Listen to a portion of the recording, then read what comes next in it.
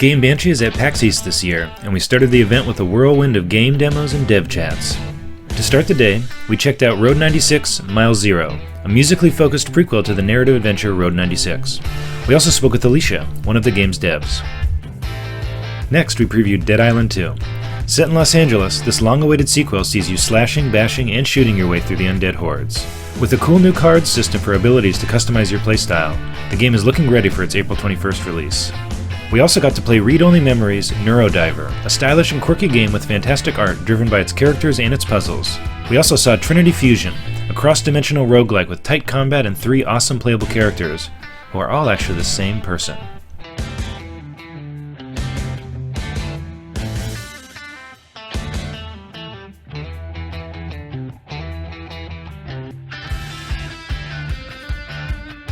After lunch, we saw even more games. First up was a visit to the Moon Eye booth, where we demoed Farewell North and Shumi Come Home.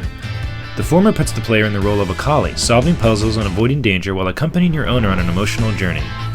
Shumi Come Home sees you playing a little mushroom, having silly conversations and exploring a colorful woodland. We also had a great chat with Tobias Graff, CEO and programmer for Moon Eye. And then we went and played some more games. Rightfully Bear Arms is a roguelite sci-fi bullet hell twin-stick shooter that combines the bullet hell gameplay of Enter the Gungeon with the tactical map of FTL. While the preview we played was a little bare of content, the core mechanics are looking strong. Potion Tycoon is a potion brewing management game, but not the casual kind. Referencing your ledger and managing your supply chain is key to success. Still in early access, the devs are hard at work smoothing out the wrinkles. THQ Nordic were showing off a bunch of exciting games, including 2 titles that are a long time coming. Alone in the Dark promises to be just as spooky as the 1993 original it reimagines. The prologue we played left us ready to be scared again. Outcast 2 takes place 20 years after the events of the original Outcast, which makes sense because Outcast 1 came out just a little more than 20 years ago. An open-world adventure on an alien planet, we were impressed by the aliens' designs as well as the fantastically realized setting. THQ Nordic also let us try Tempest Rising, an RTS in the mold of the classics of the 90s and 2000s.